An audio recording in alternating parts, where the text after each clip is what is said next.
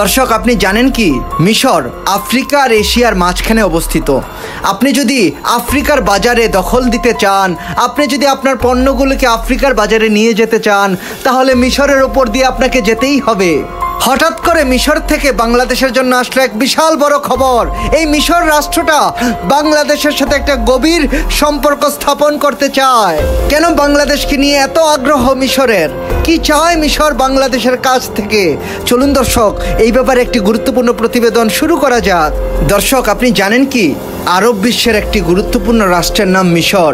তারা আফ্রিকাতে অবস্থিত, কিন্তু আরবি ভাষায় কথা বলা এই রাষ্ট্রটা বাংলাদেশের সাথে একটা গভীর সম্পর্ক করতে চায়। আমরা যদি মিশরের সাথে বাংলাদেশের বাণিজ্যিক সম্পর্কের কথা বলি, তাহলে আমরা দেখতে পাই মিশরে বাংলাদেশ প্রতি বছর 500 মিলিয়ন মার্কিন ডলারের বাংলাদেশি পণ্য রপ্তানি করে থাকে। এটা একটা বিশাল বড় নাম্বার। তবে মিশর চায় বাংলাদেশের সাথে একটা অত্যন্ত গভীর সম্পর্ক। বাংলাদেশের সাথে ব্যবসা বাণিজ্য আরো অনেক বেশি বাড়াতে চায় মিশর।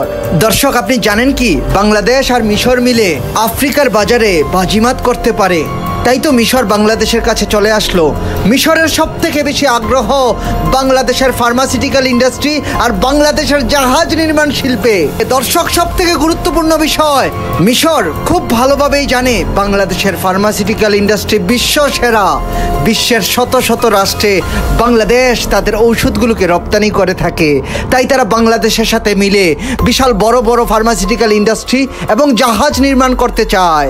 মিশর যদি বাংলাদেশ থেকে জাহাজ নির্মাণের প্রযুক্তি চায়, তাহলে কি বাংলাদেশের মিশরকে এই প্রযুক্তি স্থানান্তর করা উচিত, নাকি বাংলাদেশের মাটিতে মিশর আর বাংলাদেশ একসাথে মিলে যৌথভাবে জাহাজ নির্মাণ করে পুরো বিশ্বে রপ্তানি করা উচিত?